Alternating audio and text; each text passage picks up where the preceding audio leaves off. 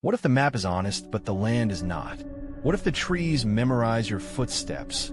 The lakes repeat only the parts of your voice you regret, and every trail marker you trust belongs to someone who never made it back. Some stories are too disturbing to be true. But what if the wilderness only tells the truth when no one is around to hear it? Welcome back to Whispering Abyss. Tonight, I have something truly haunting for you. 5 northern tales from the edges of Canada where the night is long. The wind has a memory, and names mean less than the footprints they leave. From eerie voices rising through black spruce to tents that unzip themselves, from old mining tunnels that hum like throats to lights that move against the wind, each story builds a mystery, then forces a choice. Every answer opens a worse question. Which story chilled you the most, and which clue did you catch first? Tell us in the comments, and if a detail rings familiar, I want to hear that too. Story 1. The last campfire on Kluane Lake. I am not from Yukon. I grew up where roads meet fences and forests obey property lines. But that summer a contract took me north and the nights stretched longer than my nerve. Kluane Lake looked calm until the wind changed. Then it took the color of cooled steel. We camped on a stony beach, just 3 of us, and built an orange fire that pretended to be brave. The mountains inhaled, and the breeze reached us with the smell of wet ash. I thought it was the driftwood smoking. I did not know the lake could breathe back. We hiked in past cairns that seemed to be climbing out of the water. Each stack was half drowned, the top stones dry and the bottom ones slick, as if someone kept raising them to escape a tide that never came. Maya laughed, and Joel spread our map on a drift log, but his compass stuttered. The needle quivered like a trapped insect. He blamed the metal buckle on his belt. Later, I set my thermos near the fire and heard a splash that made the embers blink. We looked up together and pretended nothing moved. A ranger met us before sunset and asked where we planned to sleep. He tilted his hat toward the far shore. Lights there after midnight, he said. Probably other campers, maybe a film crew. His words sounded ordinary, but he wrote our names on a small card like he needed to remember them. Keep the fire big. Wind carries voices across Kluane.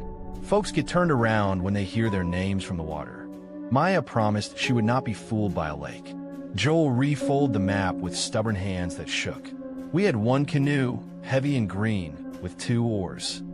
We thought we did. When we dragged the hull to the edge for a test paddle, an oar was gone.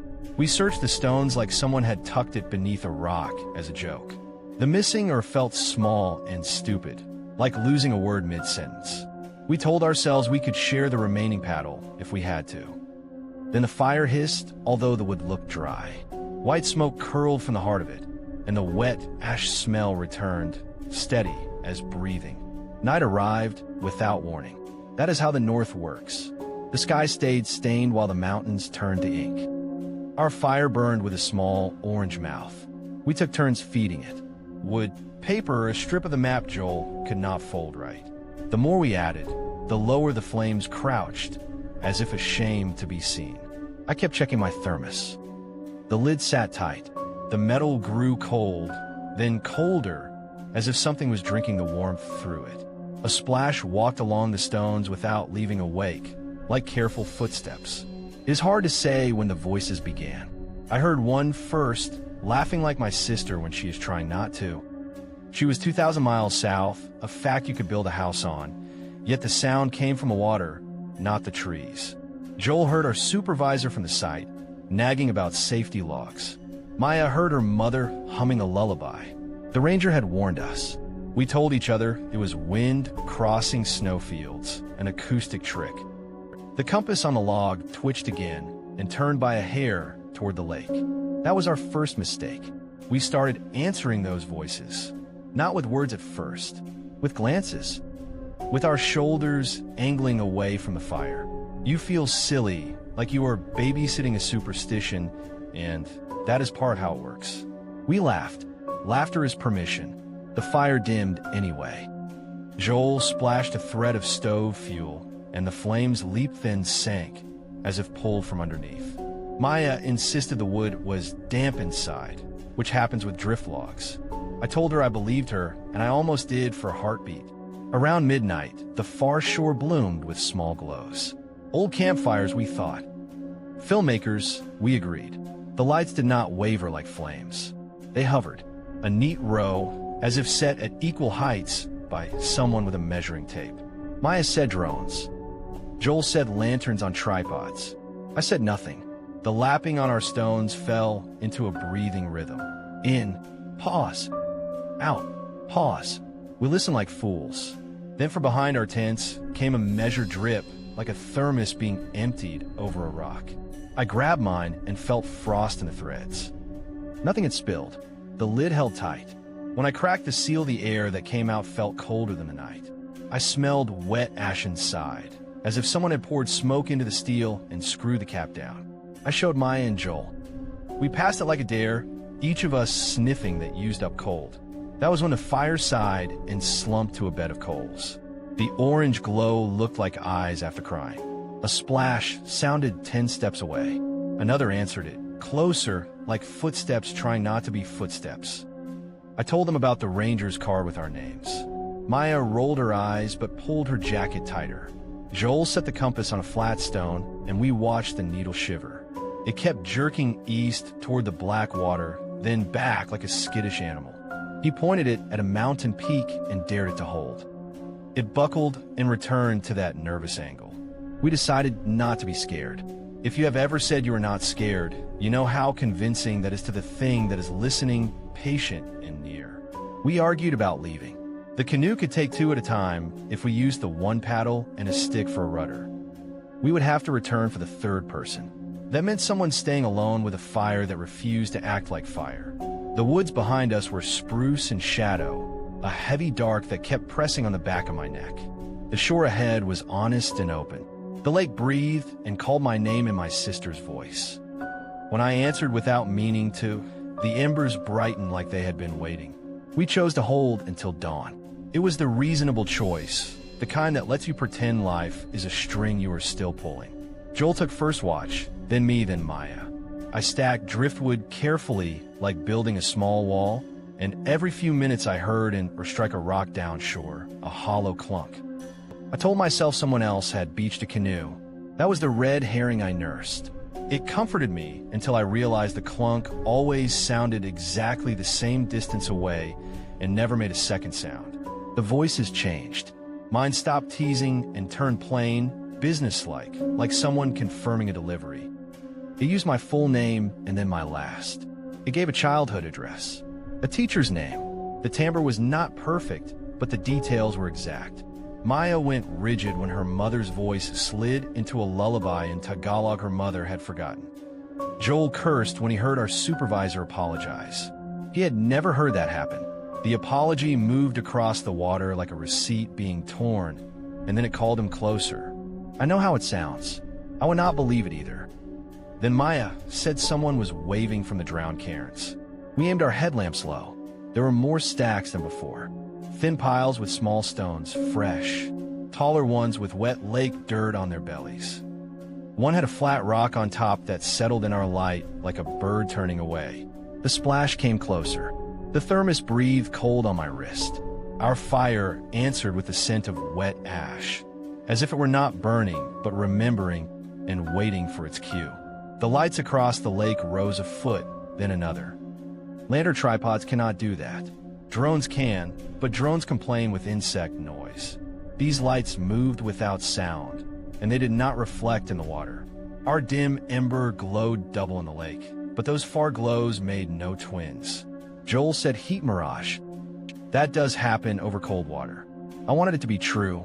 Then when the glows blinked orange like a coal being breathed on, I realized the neat row matched the height of a person's eyes along the shore. We used to tell ghost stories on patios. You talk big under string lights and think the world hears you. Out here, your voice came back thinner. Maya said the ranger planted those lights to spook tourists and keep them close to their fires. She told us to keep tending ours. The flames climbed when she spoke like that. They liked certainty and climbed like vines up a trellis, then settled as if embarrassed. The compass crept toward the lake again. Joel held it and swore he could feel a pulse through the metal. A quiet settled, not silence. A layer over the normal noises, like frost over a window. I could still hear the lake, but it sounded farther away, even as the splashes came closer. When that quiet fell, we drew in like moths around a candle. Our headlamps caught mayflies that were not there. I blinked and saw an ember hovering at shin height near the shoreline, as if a coal had learned to float. When I took a step, it took a step. When I stopped, it dipped, wanting to thin itself into the water again. Joel left first. He did not announce it. He rose with his blanket still around his shoulders and walked downhill. I called his name, and he said he was going to push that floating coal back with a stick. It was driftwood and wind. His voice sounded easy. I believe him because I wanted to. Maya grabbed my sleeve and told me to stay by the fire. We had agreed. The breath of the lake drew in and did not release. Joel stepped into black water to his ankles. The ember slid away from his stick, teasing him closer. I told myself to count to keep him tethered. 1 step, 2, 3. At 4, he was knee-deep. At 5, I could not see his knees. The lake drops fast there. We both knew that. He knew better than we did. He said 1 more, and we can grab it for proof. Then he heard his name again, not in a voice, but in the rhythm of our supervisor's pen-scraping forms. It seems small until you know how many nights we cursed that sound. He smiled at nothing and took a 6th step into water that refused to ripple. The water around his thighs did not stir. That was the first thing my mind rejected. If you have ever watched someone wade, you know how their wake writes circles on the surface. Here it wrote nothing. He stood suspended in a black mirror, and the mirror offered nothing back. His blanket folded inward from below, soft as being tucked in.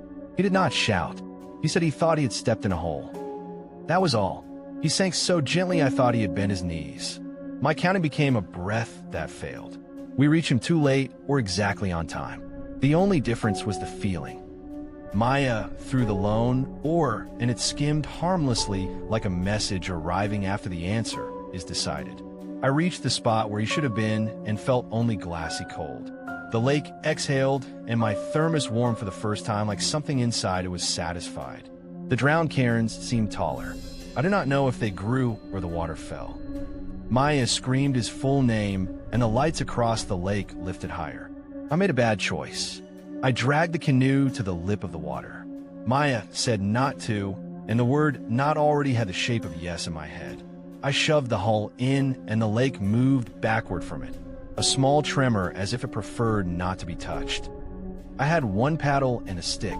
I could ferry out. I told myself, let the current carry me along the cairns while she walked ashore. The compass in my pocket thumped my thigh like a second heartbeat. The floating ember hovered, patient and almost friendly. I pushed off. The canoe slid like a slow idea and then stopped without touching anything. The blade bit water that felt like warm breath from an open cellar. I made 3 strokes and did not move. The lake beneath me was a lens showing stars deeper than the sky itself. Behind me, Maya shouted that the fire had sagged and I should come back. I should have. Instead, I jammed the stick down to punt forward. The stick sank with no bottom. When I pulled it up, it was wet with that smell of wet ash, almost sweet. Out on the lake, the voices gathered into one. It used our names like taps. It used our histories like bait. It told me the exact day Joel broke his wrist as a kid. It told me the nickname I hated and who started it. It told me where Maya hid a letter she could not answer. I did not know how it knew. The quiet layer returned, and the shore became a thin idea, a smudge where a fire should be orange. I reached toward the floating ember. It drifted closer like a gift I had already promised to accept. Here's where the story should tell you I found Joel. That is the shape you expect. The faithful friend rose into the dark and drags him back after a brief underwater wrestle with nothing. That is not what happened. The ember met my palm and did not burn. It sank into my hand like a coin under ice. My fingers closed around heat that felt like breath. Then something flicked my wrist and let go. The ember hung eye level, and for a heartbeat, I saw Joel's face inside it, wet and patient, waiting to be believed. I do not remember returning to shore.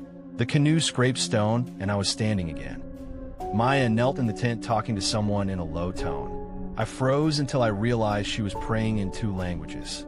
The fire was a thin comb of coals that clicked when wind touched them. Wet ash wrapped the camp like a blanket.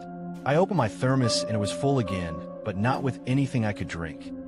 The cold that came out made my teeth feel hollow. The compass in my pocket turned, so the glass pressed hard against my leg. We lasted the night by telling the truth. That was the one trick the lake did not answer. Each time we lied, the coals dulled. Each time we spoke something we were ashamed of, the embers brightened as if fed. I do not know if it was magic or if confession simply steadies hands. We spoke until the sky began to take color. The far lights winked out in a clean line. The drowned cairns looked like old mistakes. We packed fast and left the canoe where it lay. Joel's name felt heavy in the air, like smoke that would not rise. We walked the shore toward the trail and past the cairns again. The top stones were dry and the bottom slick, same as before, but each stack had one pale wet stone added, fresh as a tooth. Mine would not look. I made myself count. There were 30 before the bluff. At 23, a splash sounded behind the largest stack. We turned and saw only rings that refused to widen. We did not run. Running wakes things. We kept walking until the ranger station rose like a lodge in a postcard, solid and polite. The ranger was waiting. He noted the time, asked careful questions, and called others. He did not smile. When I asked about the lights, he said what lights like he had never used the word. He showed us a wall of missing posters. The dates curled at the corners. A few were new. None were from last night. He said the lake keeps cold water under a warm skin most of the year. That can upset compasses. He mentioned geothermal vents. The red herring took one last breath. It was almost kind and almost enough to believe. He took our statement and handed me a card with a number for follow-up. It was the same kind he had written on before, thin and a little greasy. Our names were already there under a line that read other campers. Mine was written twice in neat block letters. Maya's was smeared as if someone had tried wiping it with a wet thumb. When I looked up to ask why, the ranger had stepped outside. He stared toward the far shore like a man waiting on a bus that is always 1 minute away, listening for a sound he would not name. We never went back for the canoe. A week later, when I finally slept, I woke to the smell of wet ash beside my bed and the outline of an ember glow floating at shoulder height. It faded when I turned on the lamp like a shy animal. The next night, just before my eyes closed, I heard a soft splash from the bathroom and a ring that never widened. If you have ever had your name whispered from behind a door, you know how your mind becomes a hallway. I did not answer. I lay still and listened for someone else to breathe. In the morning, I told myself it was the building's pipes, and the glow was a reflection from a streetlight. I wanted to keep that explanation like a smooth stone in my pocket. But that evening, I noticed new small stacks of coins on my windowsill, little cairns of change I do not remember arranging, wet with condensation as if they had been standing in a lake. I moved them, and the smell of wet ash followed me room to room. It is amazing how far a quiet can travel when it decides it knows your address. Sometimes I dream there is a campfire burning at the foot of my bed. It burns like a mouth again. It asks me to feed it, and every lie I tell makes it cough into coals.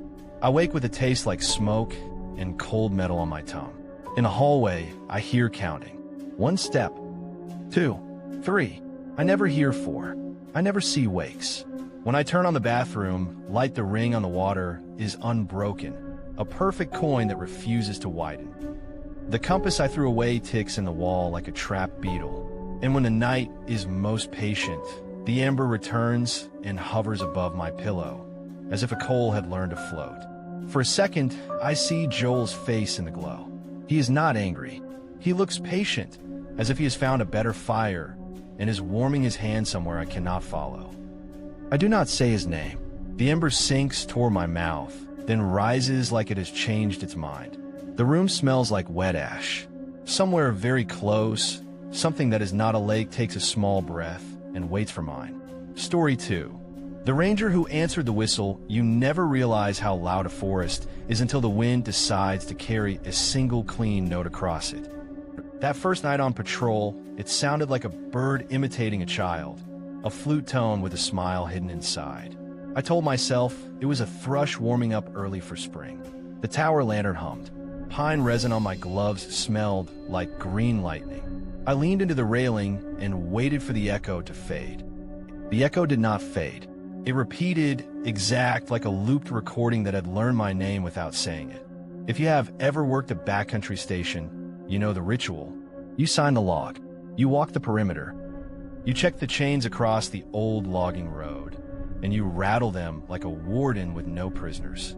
The chains were cold and tar-stained, dark as licorice.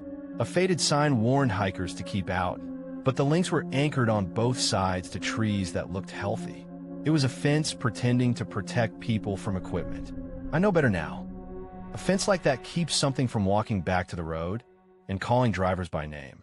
The cabin smelled like pine cleaner and unwashed wool. Someone had left a ranger jacket hanging on a nail by the door. It was the older cut, with brass snaps and elbow where that looked like a smile held too long. On the inside collar, a name tag had been peeled away, but the thread outline still traced the letters like a toe tag. I touched it with one finger and felt sap. No one had been assigned here for 2 seasons. That is what they told me. That jacket should have been in storage and dry and bored. I worked the night shift to earn points toward a permanent post. Everybody starts as a temp with a map face. You learn the birds, the stove, the way pine resin softens your hands until they are tacky and ready to grip. The first hour passed clean. I logged the weather. I checked the trail camera that faced the logging road. The display showed a smiling ghost of myself in infrared. Then the battery icon blinked empty and the camera died like a small door closing. It had red full when I hiked up at dusk, and I had not taken a single photo. At the top of the hour, I climbed the tower ladder. The lantern made a ring of old gold, and the ribs of the roof turned the light into spokes. The wind carried that whistle again. A second answered farther south, same pitch, same beat, as if a stranger across a lake were practicing my mouth. I cupped my hands and let out a short ranger signal, 2 notes and a pause, the training whistle they issue for search days. The trees answered with my exact tone, but I had not blown it. My hand was still cold on my lips. I made the first report in the logbook without describing the sound. You do not last if you cry wolf about birds and wind. I wrote that the chains on the road were secure and that the logging sign had a fresh scratch down the middle, which was true.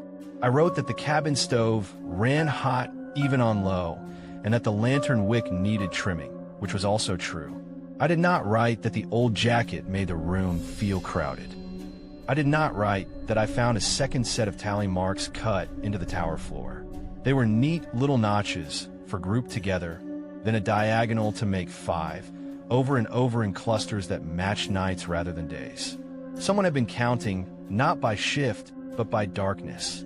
I rubbed my thumb along the grooves. Resin had gathered there, glossy and sweet.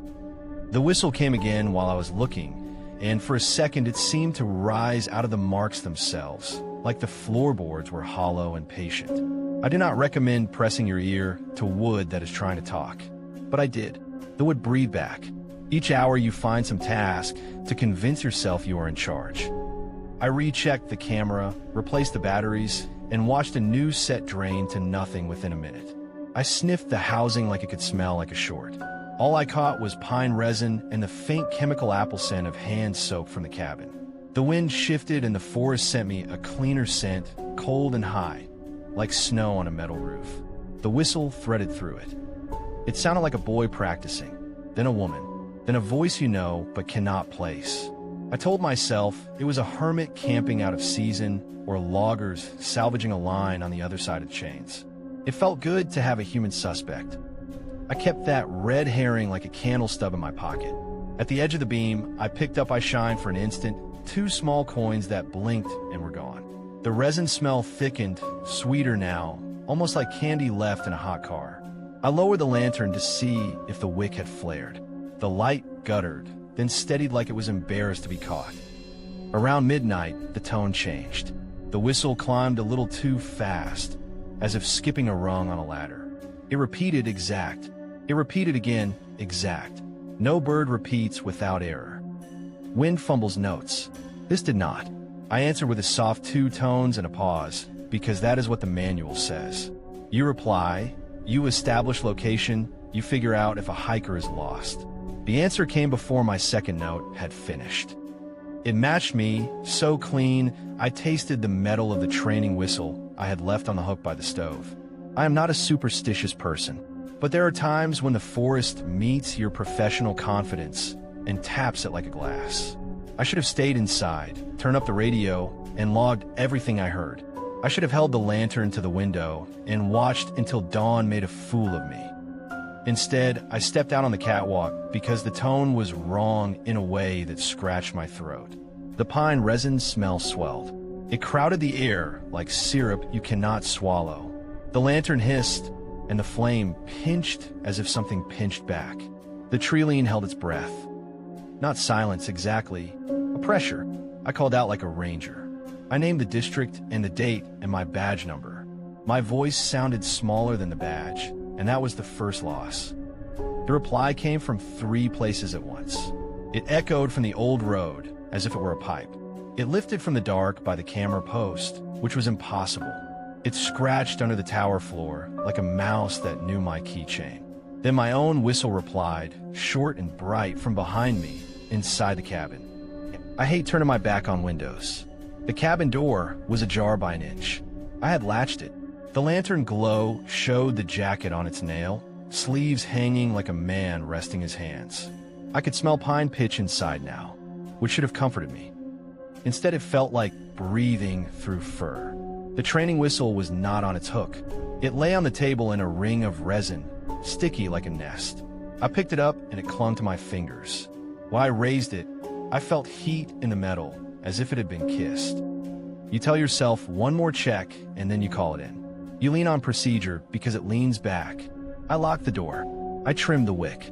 I wrote in the log that there were sounds resembling a visitor. I did not use the word whistle. Then I marked a tally in the floor with my knife because the old marks had given me a pattern, and patterns are a kind of prayer. When the blade bit, the lantern flared, and the resin smell eased for a breath, like something had taken one step away and thought about that. The logging road chain rattled, not in wind, not in a moose toss. It rattled like someone shaking it to say, open up, I work here. I brought the lantern and watched my breath creep in front of me, slow and heavy. The chain moved again, tighter this time, as if pulled inward by a hand that wanted in, not out. The sign flexed. The trail camera, dead seconds before, flickered to life for one frame. My face appeared in green, mouth open, eyes up. It went dark again. The lantern flame thinned and went small like a star from a distance. The whistle returned, nearer the chain now. It carried a playful air, like someone trying to lighten the mood in a hospital hallway. I said, I heard you. I said, stay where you are. I felt stupid saying it. The lantern hissed and spat a grain of carbon that landed on my wrist and stuck like a birthmark. Resin scent walled up around me. I saw, in the corner of the lantern's circle, a pair of boots at the base of a lodgepole. They were lined up like someone had stepped out of them and never looked back. Pine needles filled them. I'm going to tell you the strangest part, and you will think I'm working you. The whistle inside the cabin answered again, shy and clear, as if a child had learned a new toy. My whistle lay in my pocket, hot, but the sound came from behind me, where the stove sat cooling. I pictured the old jacket filled with air, a man made of resin, shoulders creaking like trees, learning the shape of my breath. I turned and caught only the swing of the lantern chimney in the window. The flame curled its tongue and drooped. There's a point on night patrol when you can still choose to be wrong. You could be the ranger who overreacted to wind. You can write a bland note and leave it faceless. I walked to the chain with the lantern high and chose to be stubborn instead. The links shivered as I approached, a little dance you do when you're excited and pretending you're not. Beyond the chain, the road turned to a corridor of black and graphite. Pine resin hung, like a curtain you could push through if you wanted to smell like it forever. The whistler stood 20 yards away. I say stood because the dark had a shape there, a slightly different black that leaned forward. It whistled 2 notes and a pause, the exact cadence of my training signal. I lifted the lantern and saw only particles, snow dust or pollen, drifting sideways. The shape did not catch the light. It did not reflect. It pressed the resin smell harder. I raised the whistle, and the metal kissed my lip with the same warmth a hand has when it has been inside a pocket too long. I did not blow. I did something worse. I drew breath, and the thing whistled for me, riding that breath, borrowing my chest and teeth like a reed. It felt like a pill going down wrong. The sound left my mouth while my tongue was still restless. It came back from the road in perfect time, in perfect pitch, the same voice made of my breath, whistling again before I exhaled. I threw the whistle. It stuck to a tree with a wet note like tape on skin. The lantern stuttered, and soot threatened the glass like a black iris. I retreated on instinct. The chain kissed my thigh and left a tar mark that did not rub off. The cabin door was 10 steps uphill.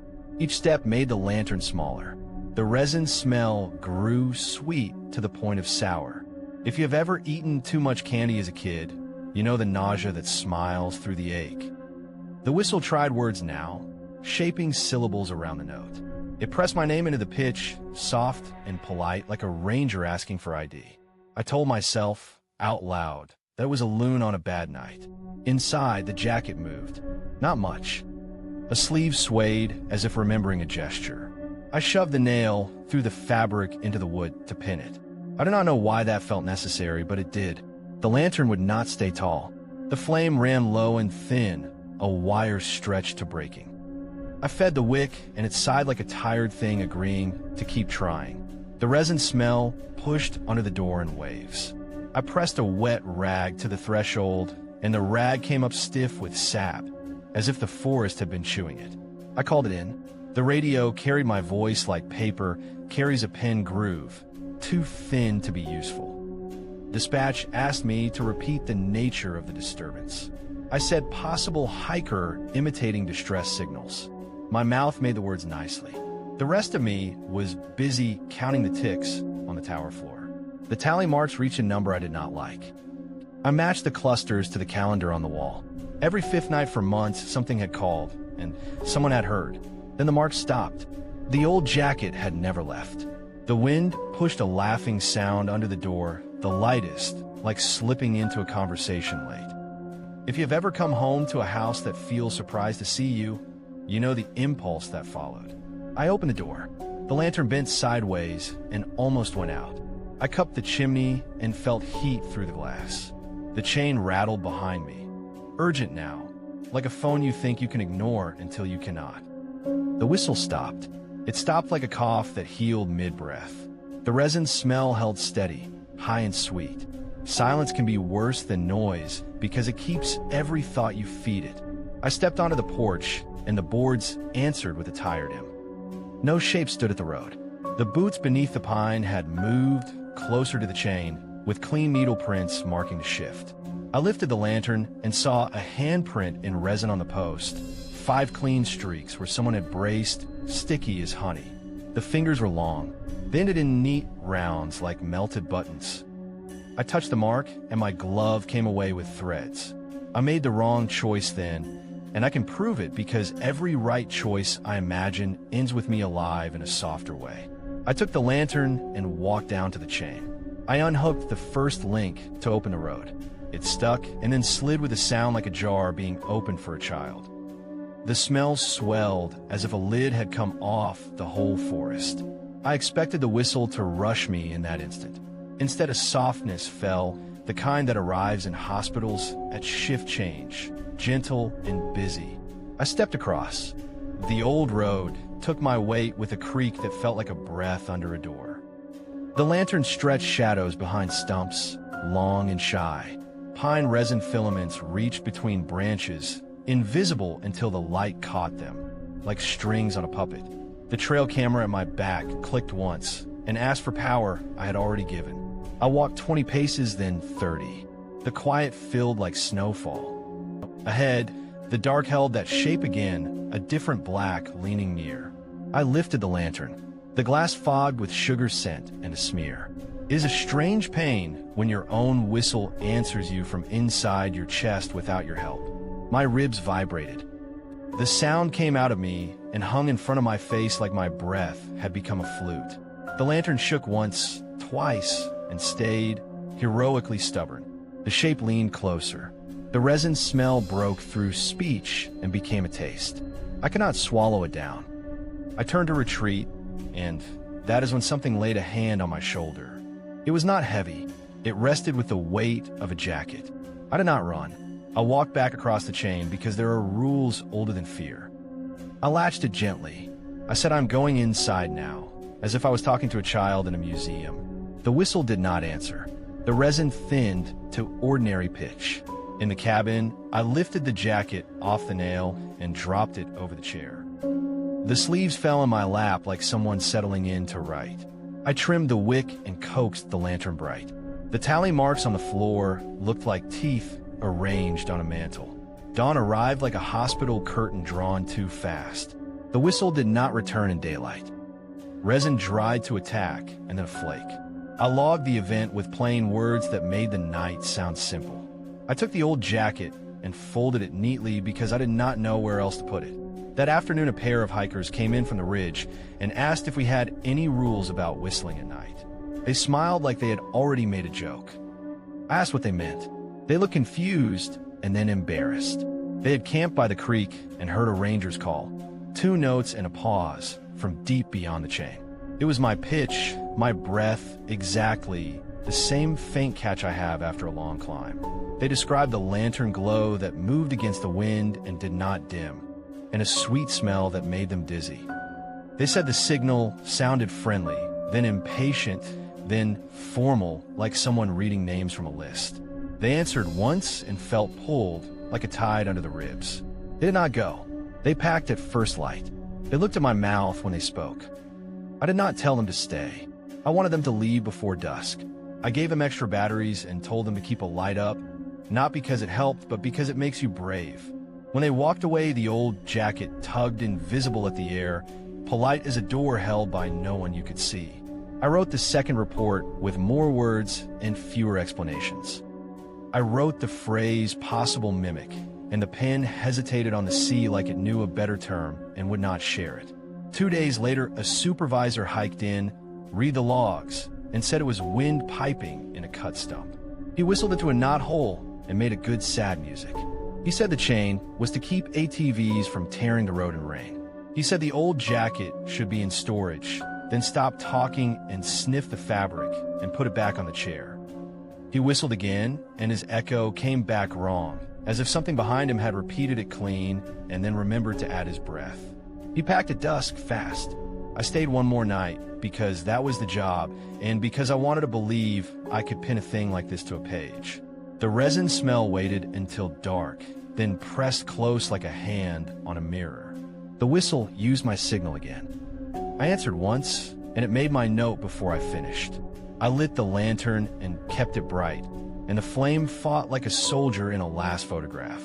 At 3 in the morning, I heard the chain rattle in a slow rhythm, like someone shaking off a dream. I did not open the door. I sat in the chair with the old jacket across my knees and thought about the tally marks. I thought about how many nights a person can choose to be wrong before the forest helps them choose. The whistle went soft and turned in a breath by the window. The lantern flickered and squared its shoulders. I spoke the names of rangers I had trained with like prayers that knew how to wear boots. The breath by the glass repeated one name back in my voice, tender and exact, and then it said a name I had not told it yet. If you ever hear 2 notes and a pause in a forest you thought you knew, answer once for the rules, then stop. Light helps. Truth helps more. Pine resin clings, so do not touch what offers to hold you. Chains that face the woods are not fences. There are lids on jars you are lucky to keep closed. Do not unlatch them to be brave. The manual was written by people who left because they could. Sometimes the forest writes its own manual, one notch at a time, on a floor you swear you swept. When my season ended, I turned in my badge and kept the jacket against regulation. It hangs by my bedroom door, where I can see the thread outline of someone else's name. Pine resin holds the cuffs in a permanent curve, like a wave paused. Some nights my apartment smells like Christmas, too sweet, and I open a window and pretend that helps. Sometimes a clean whistle rises through traffic, and my body answers before my mind does. I keep a lantern by my bed. It burns steady when I tell the truth, and it gutters when I try to forget. If you listen close, at the end of this video, you might hear it. 2 notes and a pause. It sounds friendly. It sounds like we have met before. That is how it starts. Then it picks up your breath and carries it into the trees until you hear yourself replying from deeper than you meant to go. I will not open the door. Not tonight. I will count the marks on the floor and wait for morning like a man who owes something and intends to pay. The lantern will burn a little lower, then gather itself and keep going. Story 3.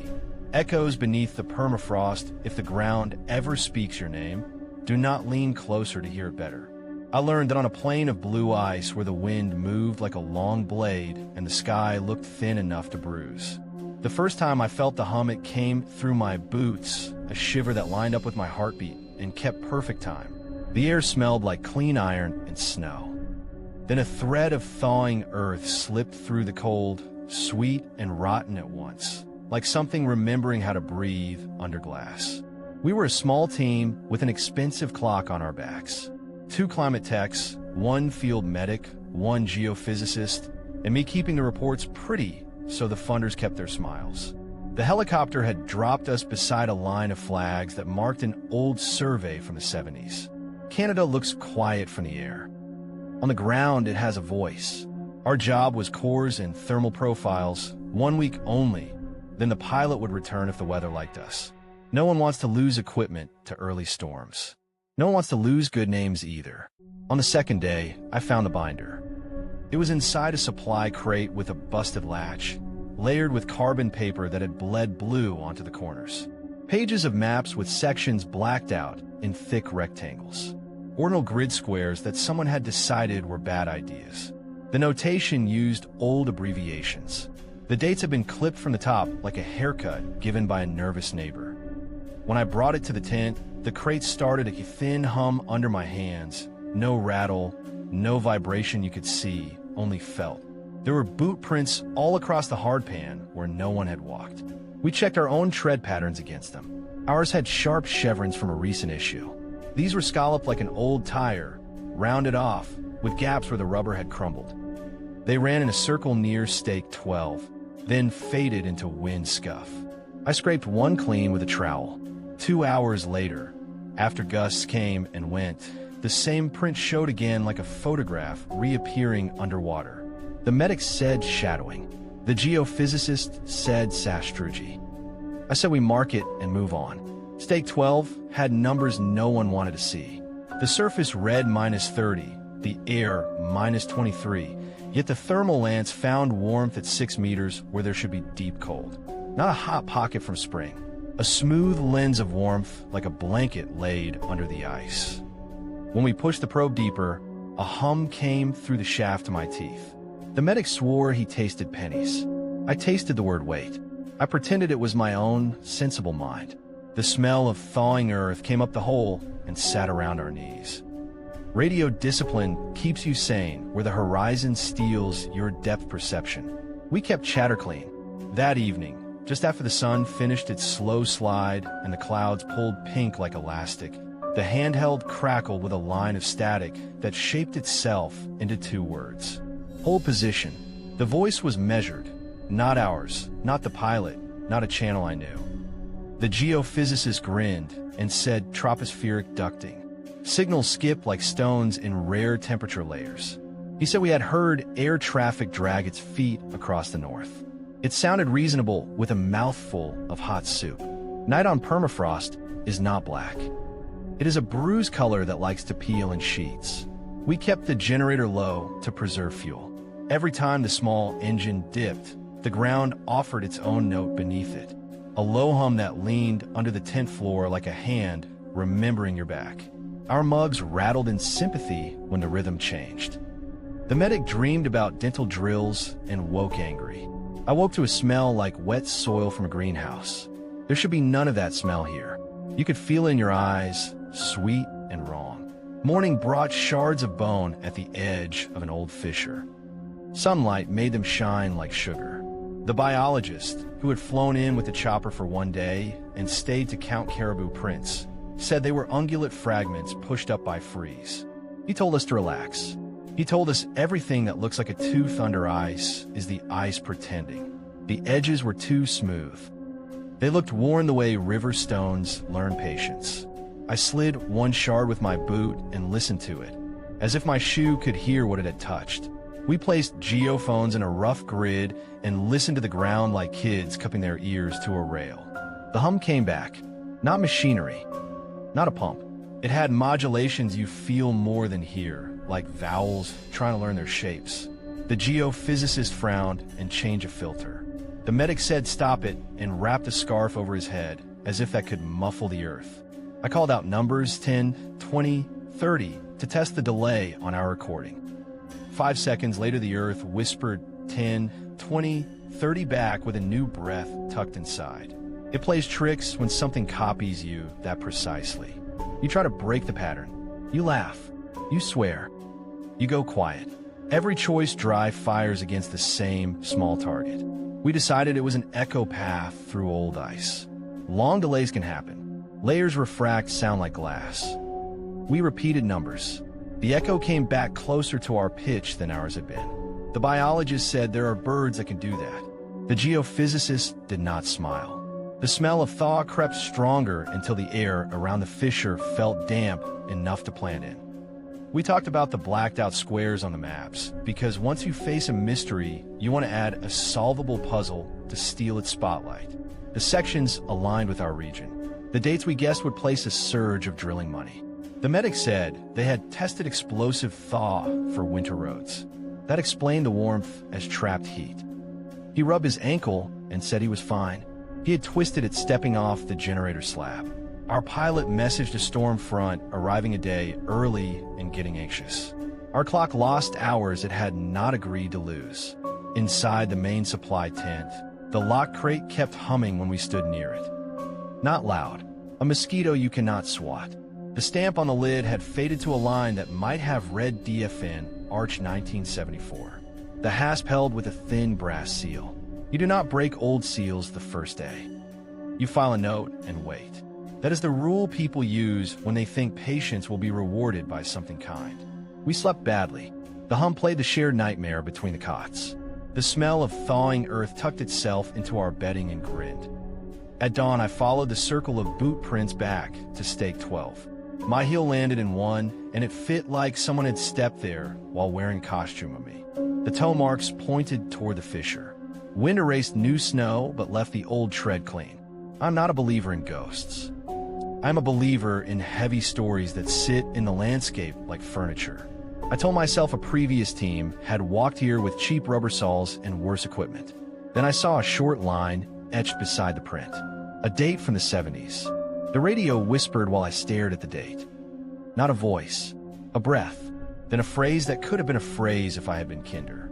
Hold position, it said, in the stale tone of a report written by a tired man. I answered with our call sign out of habit.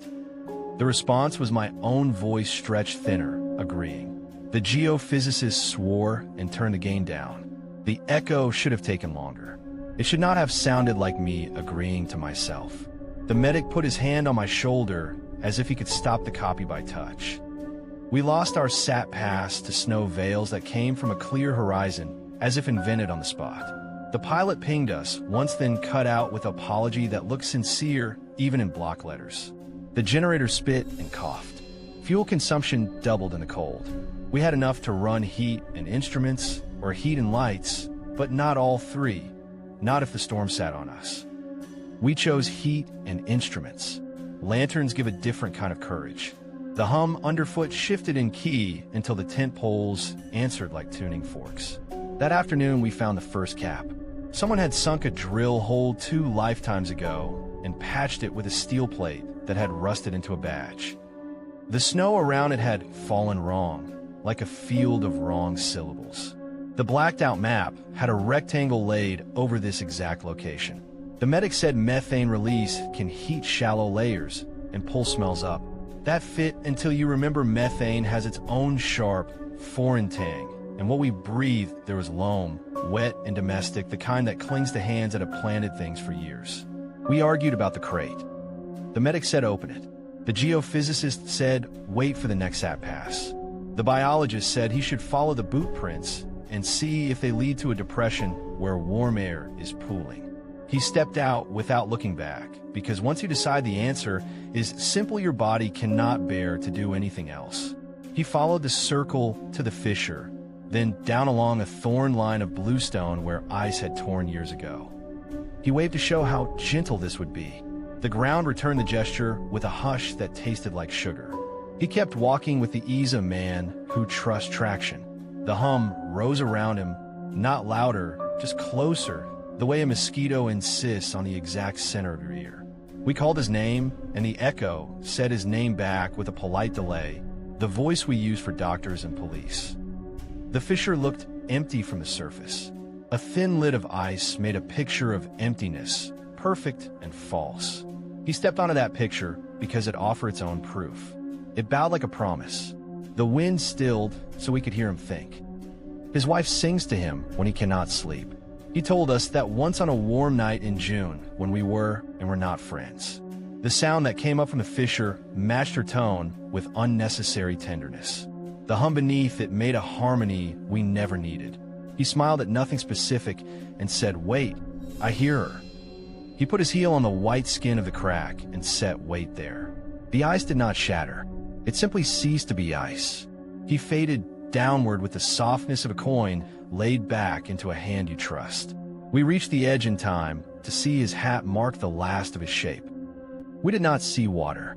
We did not see slush. We saw clarity all the way down, glass refusing to accept that it had held anyone at all. The medic threw a rope and it lay on the surface like a snake that is ashamed to move. The echo repeated our curses with a tone that sounded like newscasters reading from a script. The hum grew regular again, like a pump settling into itself. The smell of thaw pushed tears up my nose for no good reason. There's a point when choices become cliffs. We chose to open the crate. The brass seal was brittle from cold and snapped like a popped vein. Inside were old reels, the kind you spool onto players you have to crank. A paper label listed names I did not want to know. A second sheet, wrapped in plastic, held a typed line. "Do not answer. Is patient." That was all. The reels still held tone. When we played one on the hand unit, the tent filled with a familiar voice. Mine, counting down from 50 in the flat cadence I use for checklists. I did not remember making that recording. The geophysicist pointed out the obvious. We had not. That sound had traveled the ground, wandered in old ice like a lost traveler, and made a home in magnetic tape 30 years before we were born. We listened in disbelief until the tape moved past our voices into others. Orders spoken by people who said please too often, prayers without names. A laugh that made my gums ache. The reel stuck for a second, then jumped. The medic touched the player with a shaking hand like a man comforting an animal that has been faithful. We set charges because there's a school of thought that says if a mouth will not close, you teach it how.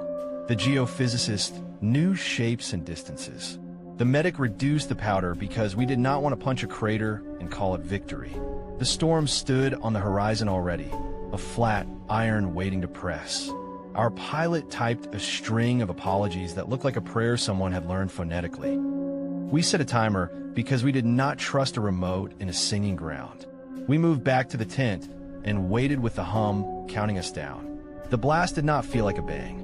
It felt like a cough from a sleeping house, surprised and insulted. Snow lifted in a ring. The hum stopped. The silence that replaced it felt relieved and interested. The smell of thaw swelled for one long breath, as if a buried greenhouse had opened its doors to the night. Something clattered in the fissure and rolled against the edge. Old boot soles bumped each other and lined up politely, scalloped tread patterns grinning like mouths that had worn down to gums. The ice showed a web of thin lines like chin wrinkles. Then the echo returned with our countdown in it. 49, 48. The voice was clean and present. Not old tape, not old air, but the same words we had just spoken, back from wherever the ground keeps its promises. I understood too late.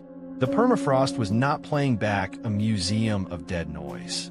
It was recording and returning, folding time like cloth so that yesterday could answer tomorrow while you stood in the crease and mistook the seam for an edge. We had given a new song and a drum to keep time with. I wanted to believe the government had sealed a machine under there. That would have been a kindness. A broken pump explained a lot. You can fix a pump or bury it better. What we heard was not a machine tired of its job. It was patience made into sound, pressure that had learned to wear our words. The warmth we measured was not a spring. It was a slow conversation between layers, voice turning to heat as it moved back and forth. The blacked-out maps were less about danger and more about embarrassment.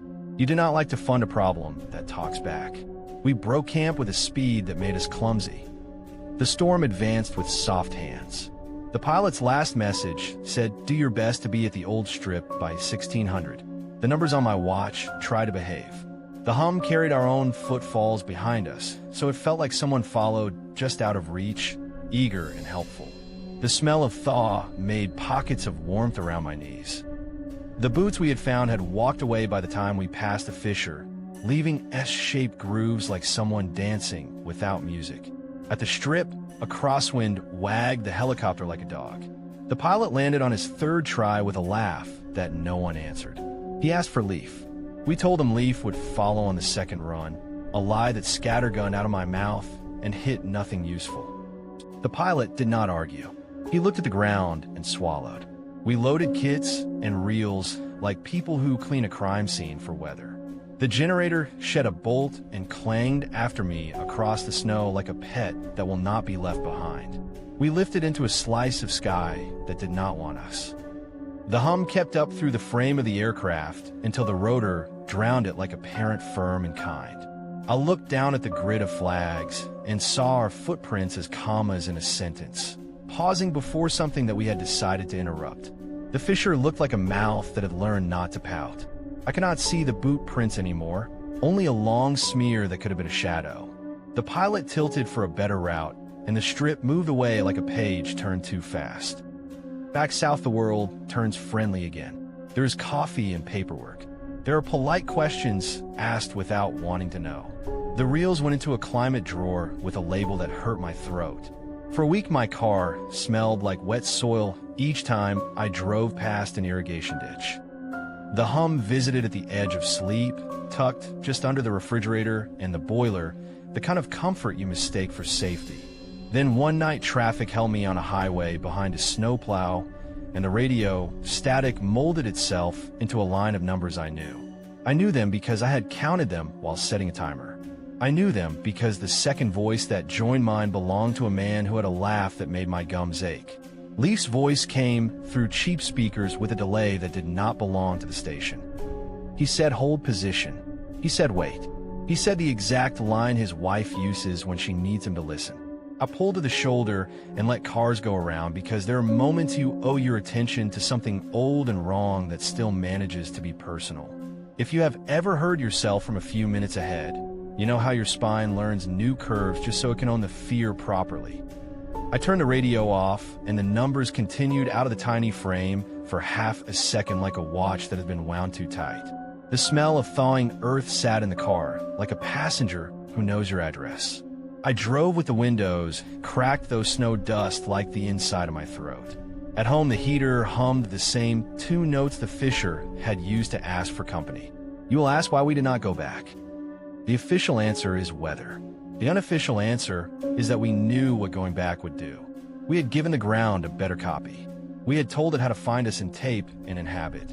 We had wrapped a warning in explosives and pressed play. The blacked-out maps were not a cage around a threat. They were a curtain over an embarrassment.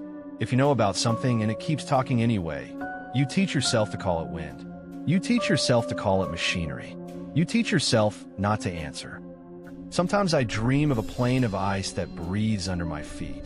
It is gentle about it, like a sleeping animal that has learned my weight. The smell of thaw comes up in warm ribbons and ties around my ankles.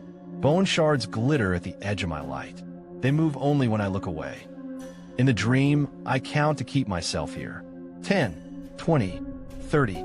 My voice comes back a little closer than another version of me, one that has not walked out yet, calls to hold position, and I listen because I like the way I sound. If any of this feels familiar, it might be because the ground has a long memory, and you have lent it your breath without knowing. If you have driven across a flat in winter and felt your tires roll a note you could not name, that could be it. If you have smelled thaw where there should be none and told yourself it was a houseplant you forgot to water, that could be it. If you have heard numbers arrive on a radio that was not tuned to a station, that could be it too. You can comment your own version if you want.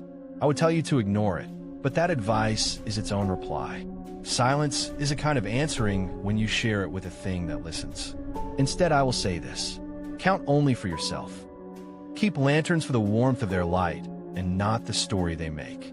If you find boot prints where you have not walked, do not step into them to see if they fit. They always do. If you discover a crate that hums when you touch it, write down what you hear and put the paper away. Let it hum without your name. The hum found me last night in the pipes behind the wall. It kept time with my breathing, a choir in a box. For a second, I smelled the good, sharp breath of iron snow. Then the wet loam slid in and sat down like a friend on your good chair before you invite them. I turned the faucet and counted to let the fear know I was busy. 10, 20, 30. The echo held at the edge, patient and exact. Somewhere far, north a plain of ice kept its shape, and something beneath it worked on another word that sounded like mine. Story 4. The red tent in Algonquin. The red tent did not flap. That was the first wrong thing. It stood across the small lake like a mouth closed tight on a secret, bright as a berry in a place that eats color. A thin line of smoke hung above the pines, and I smelled damp cedar where no fire burned. Someone was camping without wind or wood or sound, and that should not happen. Not here, not this deep, not with a storm making the water a sheet of tin. We had launched from Canoe Lake at noon with maps laminated and spirits high. 3 nights out, then a loop back through portages that punished the proud. Lena kept the journal and drew little icons for birds. Sam packed the filter and a new stove he wanted to brag about. I brought spare zipper pulls because mine always seemed to run away. The ranger at the office, a woman named Audrey with a coffee thermos and the eyes of someone who has seen people underprepared and tried to be kind about it, warned us to report unregistered camps if we saw any. People start fires in the wrong places, she said. They set up too close to shore or cut live branches and leave scars that last longer than their memories. She slid the permit across the desk and tapped the line where our names sat. If you see a camp that is not on the board, note the location and tell me at the evening check. She smiled like it was a small chore meant to keep us safe. She did not tell us about a red tent that did not move, and I do not think she would have if she had known. We paddled with the kind of silence that comes from new effort. Lena hummed, once then fell quiet when loons cut the surface like commas. A clearing on the opposite shore held a round of white stones, perfect and clean, as if someone had set bone china on the ground and invited the weather to tea. Birds avoided the clearing. They flew around it like water parting around a rock. That was the second wrong thing. Birds know the good places by heart. If you have ever watched a warbler choose a branch, you know how honest their choices are. We made Camp 2 bays over where the wind bent the trees enough to make sound. The smell of cedar, smoke drifted thinly from the other side of the point, although the air around our fire was clean. Sam said someone was burning cedar deadfall, which is a choice you make if you want to smell like a closet before a wedding. We laughed. I pretended the laughter sealed the world and kept it polite. Lena wrote the day's miles in the journal, then added a little note to remind us to check in on the radio at 7. At dusk, the zipper sound began. Not loud, a small teeth-on-teeth whisper, like someone opening a pocket a few inches, then stopping to listen. It came from the direction of the clearing, then from behind our tent, then from nowhere in particular. Sam lifted his head with that guilty look you get when you think you forgot to close a bag of food. Our own tent zippers were shut. The noise stopped when we moved and resumed when we held still. It played with us like a shy animal learning how far it can approach without being named. We ate and told the kind of stories you save for fires. Lena drew a squirrel with a satin tail. I turned to write a line in the journal about the smoke smell that did not belong. The page where Lena had recorded our launch time and the ranger's name had a blank line through the middle, as if someone had erased a sentence with a clean finger. Her handwriting stopped, walked around the space, and resumed. She frowned like someone had borrowed her voice. Pens do not skip that way on good paper. Laughter does not fix that kind of pause. We checked the radio at 7. A distant voice logged our location and asked about weather. I asked if any film crews were in the park. It was an honest red herring. Film people love bright tints and controlled smoke. The ranger said no crews were permitted this week. She added that no other parties were registered for our lake. Her tone turned responsible and nice, the way you talk when you do not want to make a worry real. Sam raised his eyebrows. Lena closed the journal and set it under the map. Later, when the fire settled and our eyes adjusted to the dark that presses on forests like a patient hand, the red tint stood across the cove, a neat triangle with lines that caught moonlight even before the moon rose. No lantern glow, no headlamp blip, just that bright nylon presence, like a flag planted on the idea of comfort. The zipper sound stitched the night again, slow and curious. It did not sound like our gear. It sounded hungry for a measure, as if sound itself were a seam that could be pulled a little to peek through. If you have camped long enough, you know the list of normal fears. Bears, storms, getting turned around with a pack full of decisions. The red tent was not on my list, so my mind tried to make it normal. Teenagers with new gear, a brand promo trip, a kayak club that forgot to sign in. The red tent did not take the wind or give it back. The smoke smell grew stronger as the lake went quiet. I put my hand on our own zipper and felt it cool and steady. The other zipper answered from across the water like a smile. We slept badly. In the night, the zipper moved again, a slow pull, then an inch, then the careful teeth-on-teeth kiss of someone who does not want to wake a child. I dreamed of being zipped into a bag that had my name sewn crooked on the outside. I woke to the smell of cedar that felt like a hand on my shoulder. At dawn, the clearing showed white stones that looked freshly washed by a rain that had not fallen. Birds landed in the trees around us and chattered about berries, but none crossed the invisible circle over there. We paddled slow past the point so we could pretend not to stare. The red tent stood on a patch of moss without a pad, without a tarp, without a guy line moving. It looked new, in a way new things do not look after one night outside.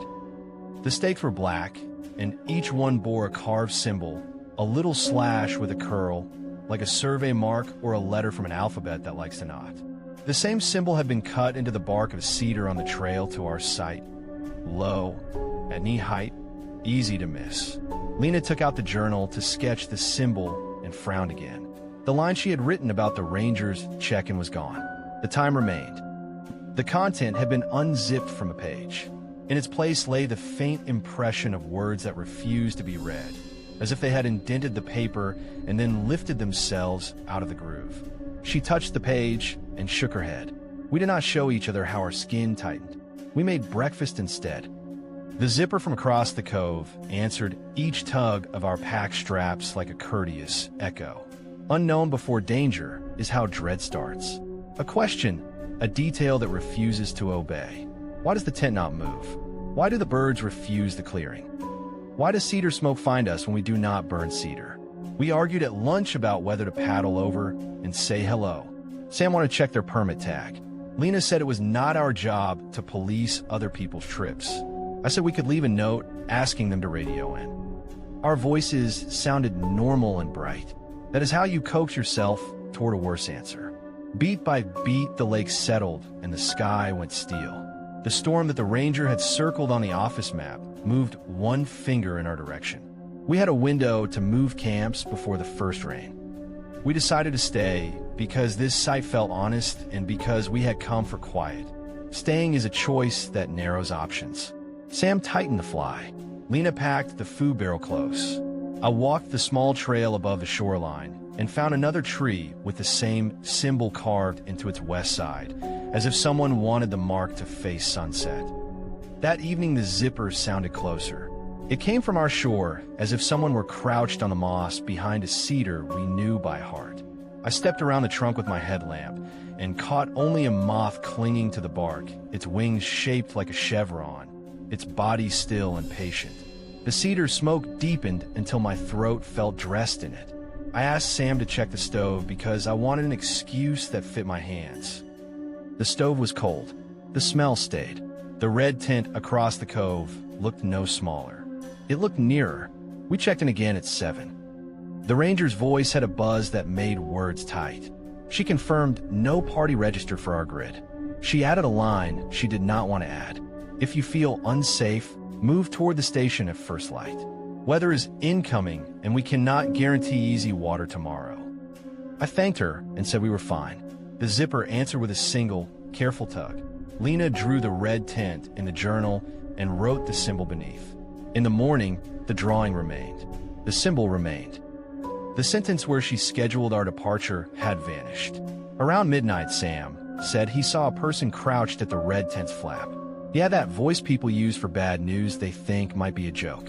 The figure did not move right, he said. It seemed to hinge at the middle like clothing on a hanger, then settle, then remind itself how to hold a shape. We watched with our headlamps off to make ourselves braver.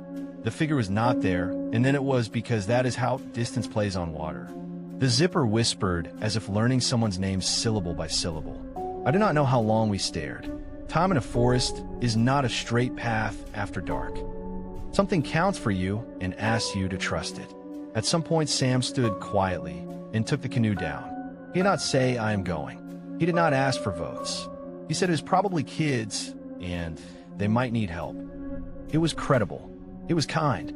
We did not stop him because stopping him would have been rude to the idea that the world is reasonable.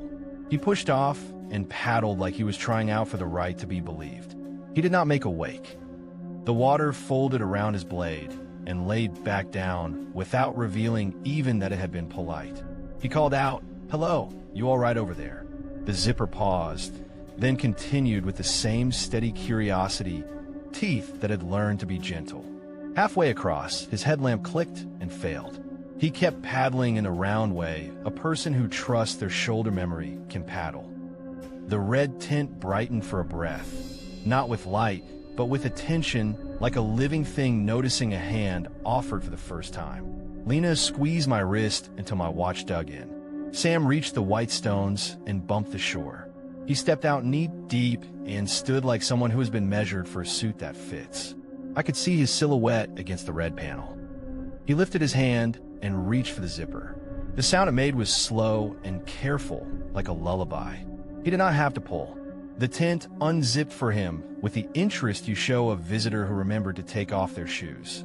He bent forward and disappeared a little, then a little more than enough that I wanted to run. The flap closed. I heard Sam say, "Hang on," in the exact tone he uses when he fixes a snag line. Then the zipper moved in a small, closing sigh. The cedar smoke deepened. The red tint stood, smooth and bright, with nothing around it moving. I shouted his name, and the echo made a joke of it. The birds did not lift. The water did not fold. Lena picked up the radio and said our coordinates in a voice that made me believe in voices. The ranger said to hold where we were. She said help was far. She said a lot of words that lined up into patience because night had to pass before anything could. We stayed up and told each other truth because we had learned at Kluane and in other lies that lies feed wrong fires. We said we should have gone with him. We said we were scared. We said the zipper sounded like breathing. We said the smoke did not sting like normal smoke. We said the tent did not want a storm. The wind pressed and the pines answered.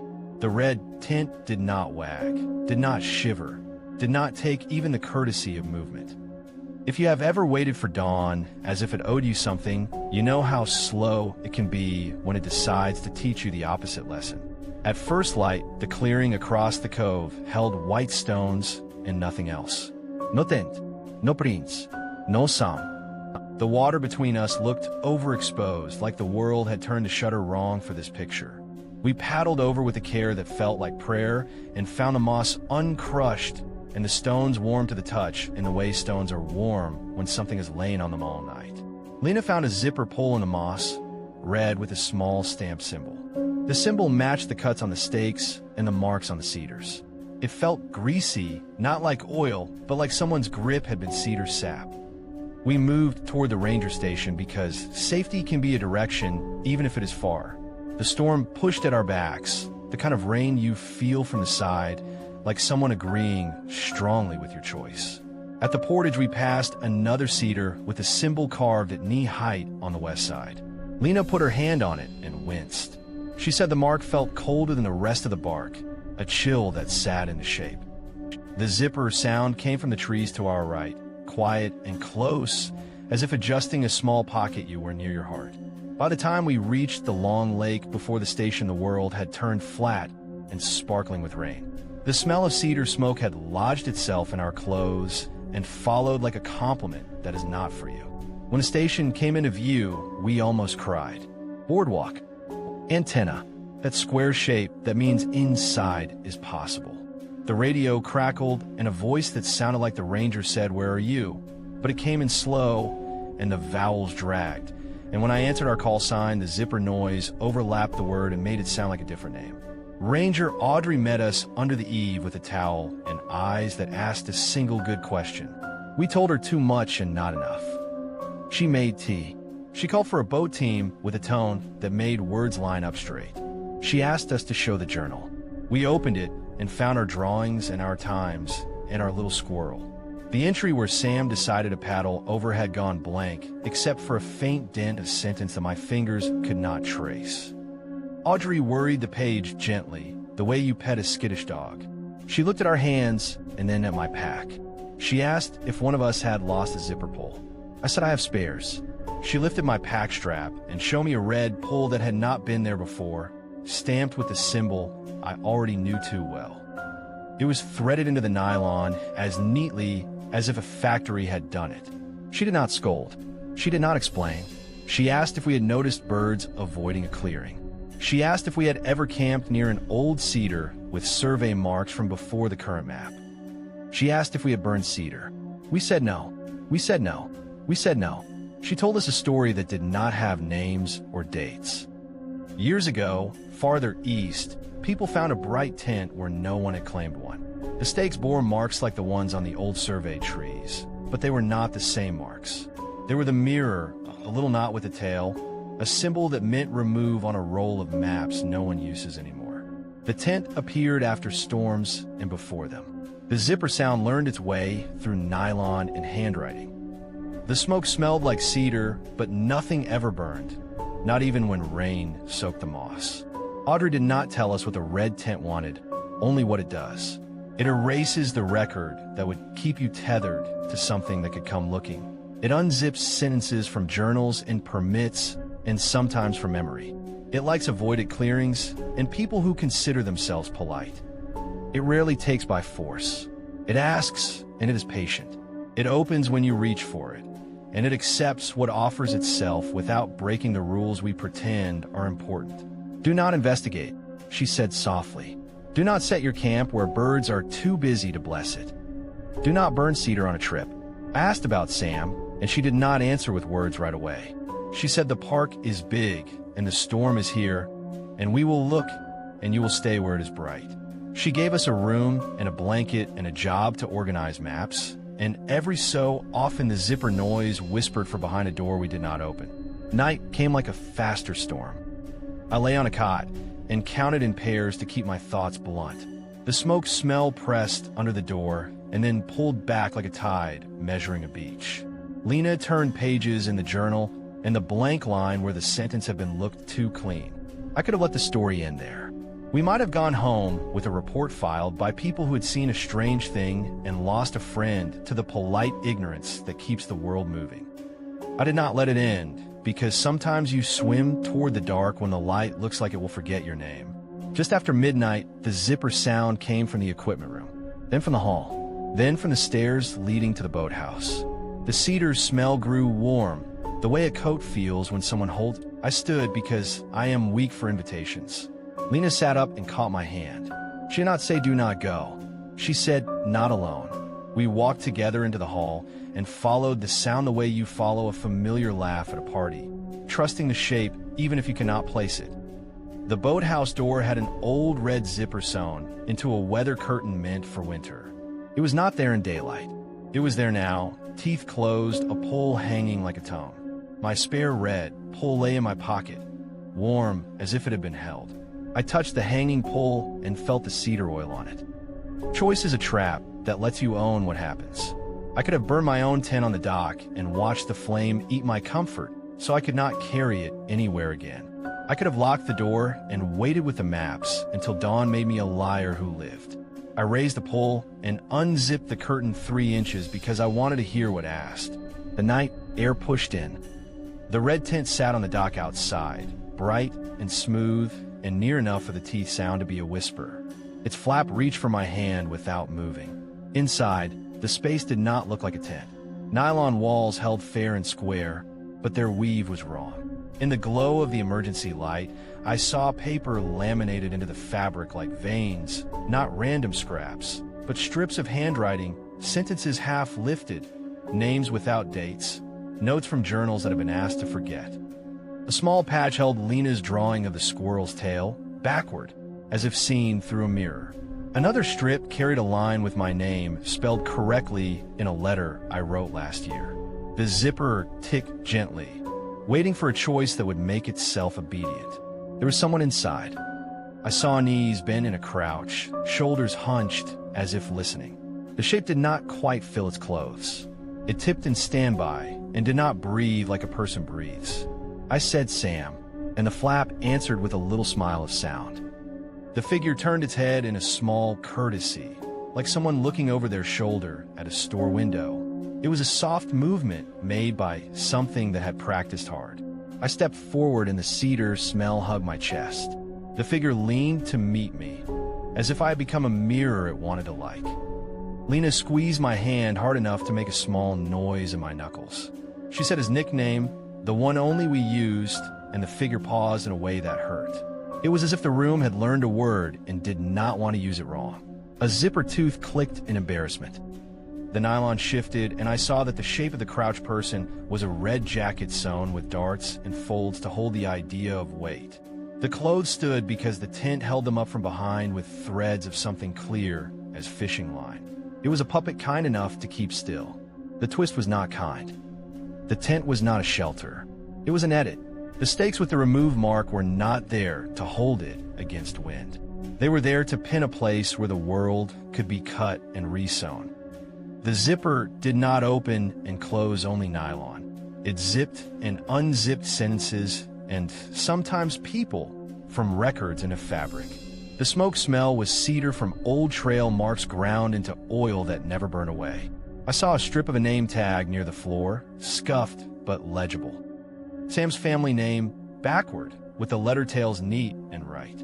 I reached in as if touch could make the edit reconsider. My fingers met a surface that pretended to be warm and polite. The nylon slid like a good shirt. Behind it, the paper veins held my name and Lena's and a date I did not write yet, the one I would write later when I told this, and it refused to arrange itself. The zipper purred like a cat who knows you have food. I pulled back because pulling back is a choice you can live with for another hour. The flap closed with a courtesy that almost made me grateful. We backed out and zipped up the curtain. The sound stopped. The smoke thinned. The red tin on the dock did not remain. The empty boards smelled like a memory, trying to be practical. We returned to the room and stared at the journal until the entry we had lost reappeared in a faint wash of words, legible for a heartbeat, then lifting like fish under a thin skin of water. Lena traced them with her finger and caught only the indent. I wanted to tear the page out and keep it, but I knew what the zipper would do with the space where it belonged. Morning brought officers with polite faces and boats that made wake. We took them to the White Stones, and they nodded and measured and spoke codes on radios that made everything sound measured and professional. Audrey watched the sky like a teacher waiting on a parent who was late. We went home with our names on a form and a request to call if we remembered a detail we had not wanted to remember.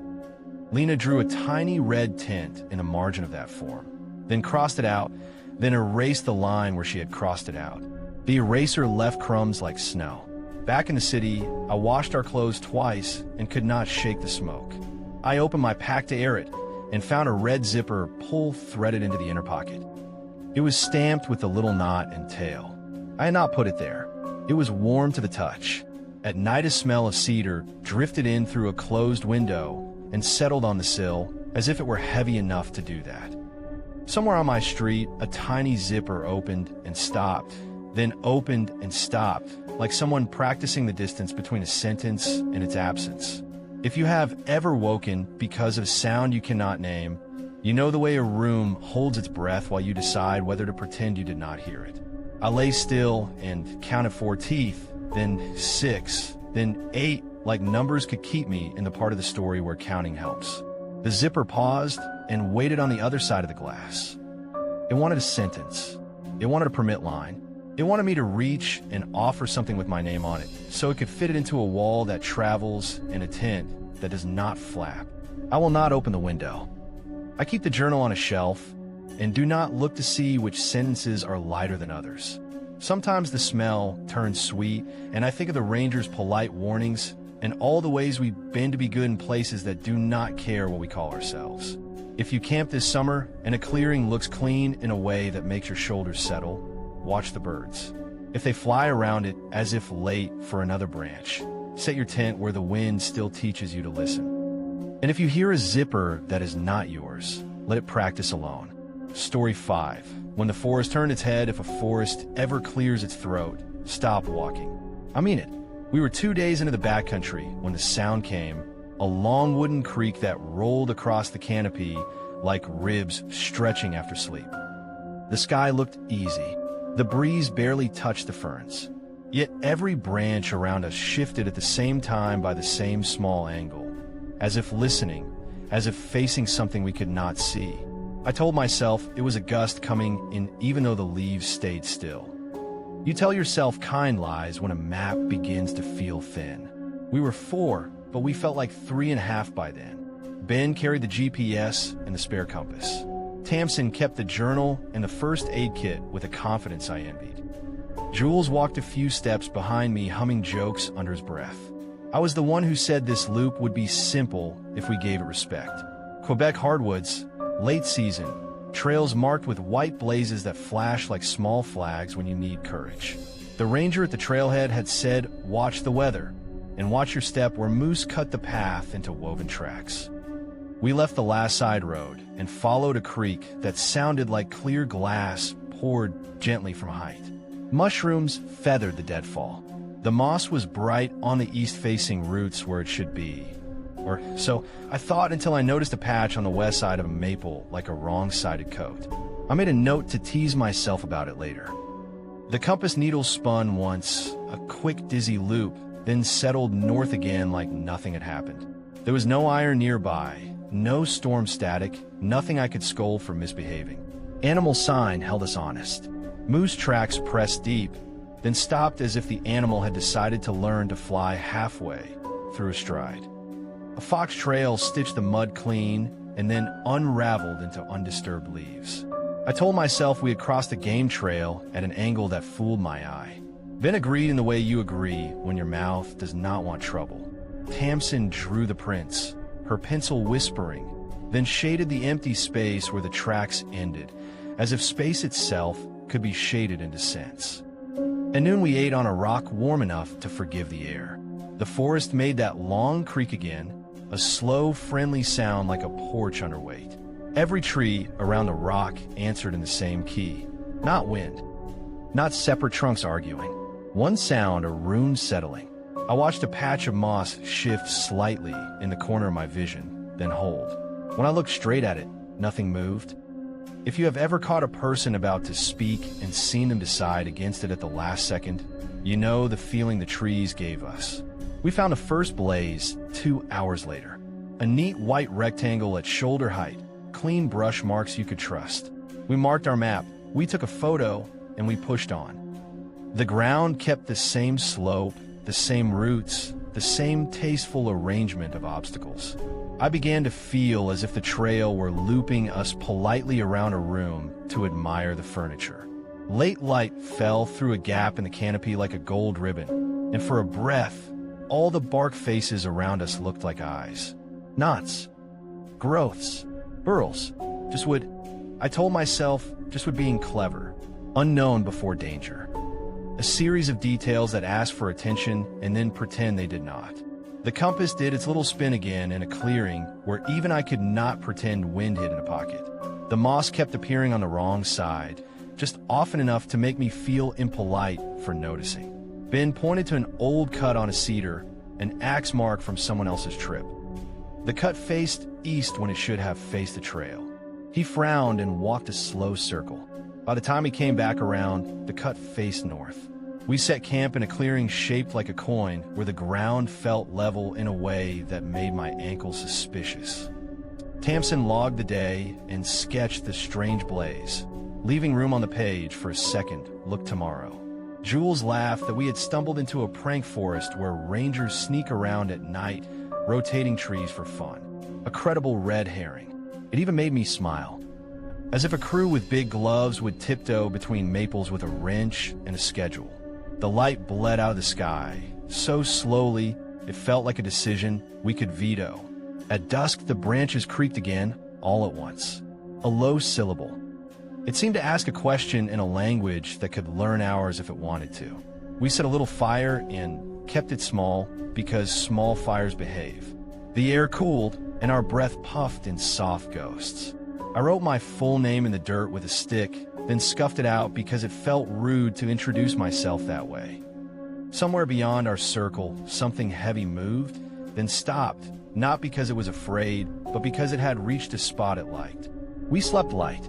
Around 2, I woke to the sense that the room had turned. Not just the mood. The room. The door that had been to my left felt behind me. The branches made a slow yawning sound that arranged in my head as the word listened. When I sat up, the fire scar sat where it should, black and patient. The stars above the gap lay in the wrong part of the sky. I told myself I was mistaken about bearings in my sleep, a nice gentle lie, and lay back down while my heart insisted on a different orientation. Morning put everything back where it thought it belonged. Our clearing, our packs, our little tower of stones marking the latrine trail. We broke camp, left a small blaze on a birch because the blazes were thinning, and walked into a forest that had pressed its lips together into a fixed smile. I checked the birch twice later that morning. The white rectangle had migrated to the opposite side of the same trunk with the same brush marks, the same drip at the corner, like a sticker peeled and reapplied by neat hands. Stakes ladder, one rung at a time. First, navigation. We found our route blunted, our detours threaded back into the same corridor of trunks. Then memory. Tamsin's journal had yesterday's closing line missing. Her handwriting did a neat loop and resumed on the next sentence, as if a word had been edited out. She frowned and rubbed the paper and said nothing. Finally, the thing I did not want to add to the list. The forest watched. I do not mean in the poetic sense. I mean the knots on the oak to my right shifted a little to keep me centered while I walked past. By noon, Ben cursed the GPS. The arrow kept pointing through the densest brush while the breadcrumb trail showed us looping the open places. The spare compass spun and settled, a man practicing a bow. We stopped in a glade that smelled like cinnamon and whetstones. Jules clapped twice to check the echo for fun. The branches answered with 2 neat creaks, then added a third, soft, like someone translating applause into wood. Tamsin underlined something in the journal and folded the page with the care you use wrapping a gift. Beat 1 finished when we realized our trail markers were no longer our trail markers. Every blaze we left shifted overnight, then at midday, then while we watched. Moss wore itself on both sides of trunks like a coat that could not decide which way was right. The compass worked perfectly when I pressed it flat on my palm under a spruce that had been there a century, then spun politely when I stepped from its shade, as if the forest itself had turned a degree, then another, and was waiting to see if we would notice. We camped again rather than push our luck on a path that behaved like a moving walkway you cannot step off without falling. The clearing had a stump with rings you could count while you calmed down.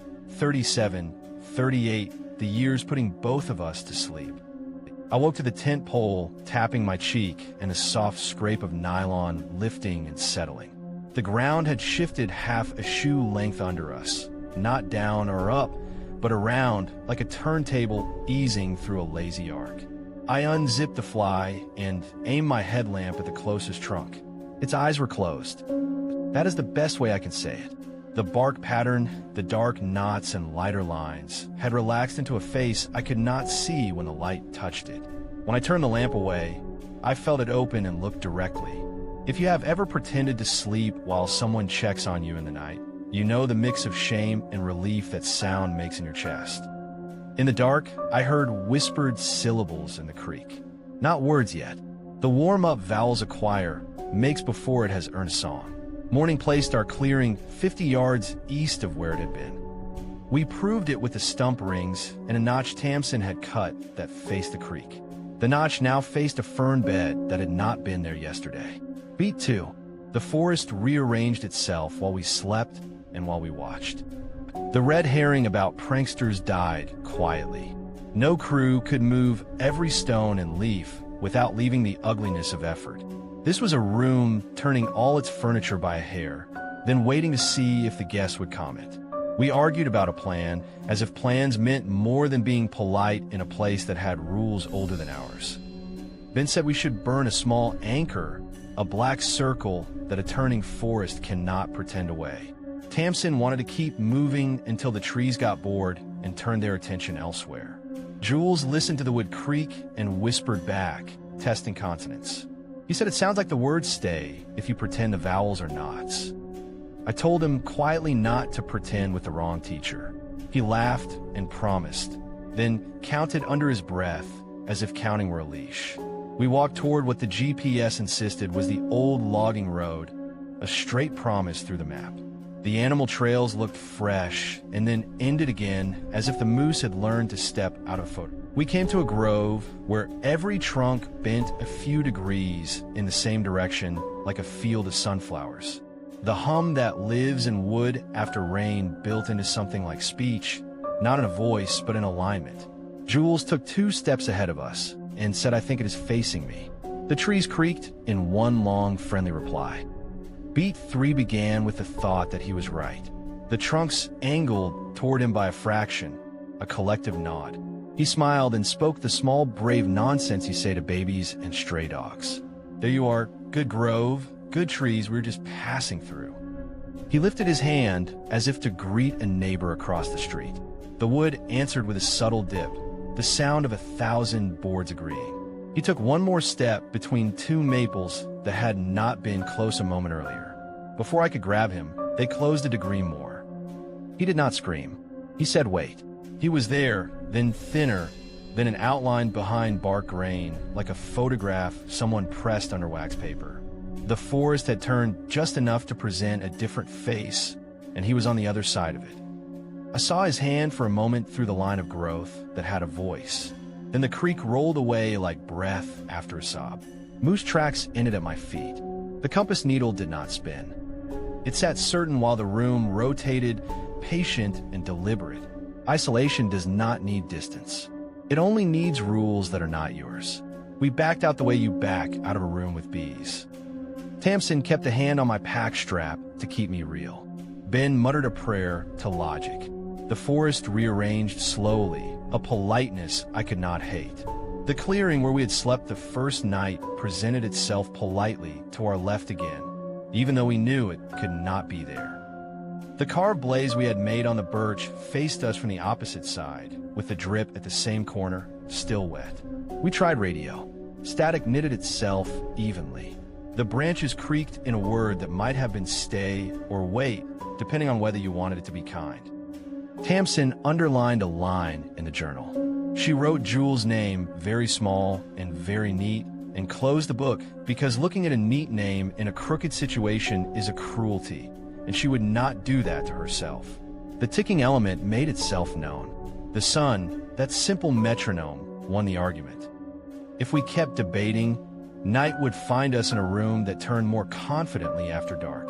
Point of no return. We burned an anchor. Ben lit a circle the size of a dining table. Pine needles curled and blackened. The smoke rose straight, then drifted, then flattened as if the ceiling were low. I broke an old rule and carved deep into a maple's heartwood because I wanted the cut to matter. Tamsin set a timer on her watch. If the circle moved, we would know. We stood with the fire between us and the trunks and listened to the wood compose a reply. It creaked, all at once, a kind of you should not, spoken with outrage. The immediate consequence was ordinary and not. The black circle stayed, then sank a little as ash cooled, then thinned around the edges, like a bruise fading faster than it should. Ben watched the compass. It pointed north with the joy of a student who knows an answer. Tamsin whispered a story about a town that nailed all its doors open during a storm so the wind would not take them. We held the line for an hour. The forest turned a fraction and pretended not to. Our anchor bled into the ground like ink diluted on purpose. The creaking syllables arranged again. They were words, then almost words, then words that made a kind of sentence if you decided to help. Stay here, the wood said, the last two syllables stretching like warm taffy. Rest here. Your name sounded correct in the mouths of the knots, and that was the worst part. It knew how to put the weight in the right place. I said no. I said the word like someone closing a window against a polite cat. The forest creaked back with a sound like a chair settling after someone stands. It did not like being refused. It was willing to wait. We made our second bad choice. We tried to cross the grove the way you cross a stream, by stepping on stones. We marked 3 trunks with strips from Tamsin's bandana, bright in a place that has not seen carnival colors in a while. We chose a line and moved quickly, one at a time, with eyes forward and nothing touching our shoulders. Ben went first. The trunks angled a degree, then held. I followed with the taste of penny fear in my mouth.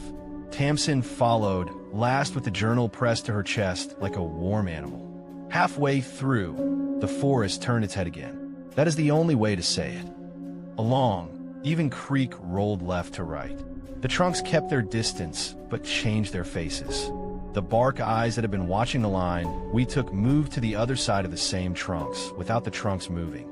It is a trick I cannot forgive. We stepped faster and arrived at the far line with our hearts in the wrong places. Our anchor behind us faded to a softer black. The compass kept its cheer. The grove cracked its knuckles and waited for a better strategy. Revelation came without kindness. The compass was not lying. The forest was turning, not as a collection of parts, but as a whole, a coordinated tilt you would miss if you blinked. Moss chose a side based on where the forest had decided north was that minute. Blazes rotated by making their side the new front. The animal trails ended because animals do not argue with rooms that reset. You would not walk into a wall that has moved 2 feet closer when the lights go out. You would learn a new floor plan or leave. They had left. We had not. We reached a ridge where the trees thinned and almost let us see a meadow. The light above it looked like drier water. The branches creaked in a pattern that sounded like laughter if you were not a coward. We sat with our backs to a granite outcrop that could not turn without breaking the world, and ate in silence, and listened to the wood teach itself as sounds. Stay, it said. Stay. The word like a lullaby. Tamsin closed her eyes and breathed slow like a diver. Ben held the compass in his palm like a coin that might change value. The last choice was simple and useless. Deeper or fire. We did not have fuel to keep scoring the ground, and the first anchor had thinned to a rumor. Deeper meant trusting something that had already learned our names. We chose fire because fire listens to people who feed it. Ben soaked the bandana strips in water to keep them safe because he had learned enough superstition to fake a ritual. Tamsin wrote a sentence in the journal that began, "I will not let it keep him," and ended in a line where ink refused to stay, as if the book had turned its head too. We lit a second ring on the ridge and watched the forest hold its breath. The trunks waited with a patience that felt like happiness. The ring smoke went up, then sideways, then behind us, as if pressed by a large cheek. We stepped through while it was thick. For a minute the world stayed where it had been put. The creek rolled around us like a TSK. Ben counted steps. Tamsin named trees. I said the street I grew up on out loud, the house number, the color my mother painted the mailbox. I said it all as if it would glue me in place. It almost worked. Then the anchor burned down and the ring blurred and the ridge leaned a fraction toward us, like a person curious about your name. The room slid. We felt it in our knees before we saw it. Ben stumbled, and the compass flew from his hand.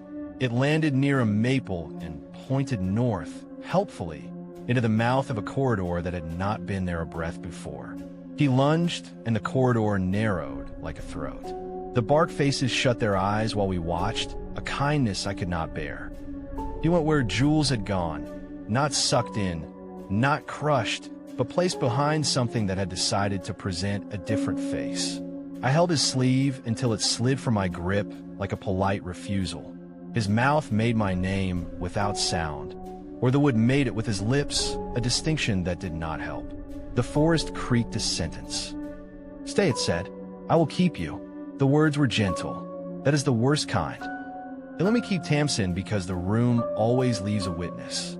We walked until the light took on that special quality of surrender. The ridge tipped behind us by a hair.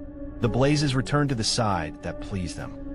The moss wore both jackets at once and made it look good. We reached a trail that could have been the old road and might have been. The trees did not creak while we were on it. They let us go as if they had turned their heads to look at someone else for a second, and we slipped through the blind spot like grateful thieves. At the lot, the ranger looked at our faces and set a hand on the radio.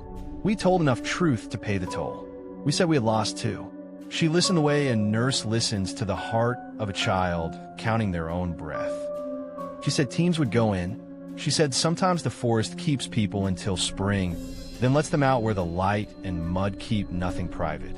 She did not say it would let them out alive. She did not say the words we wanted. The wood behind the station creaked a long, thin line and then closed its mouth. You can probably guess the consequence, Echo. You already know how these stories return. Months later, back in the city where the wind pulls a different kind of attention, I walked home after rain, and every street tree along my block creaked once in unison when I passed. Not loud, a little clear of throat. I stopped.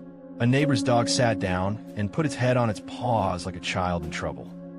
The compass on my phone app spun a neat, polite circle and returned to north with pride.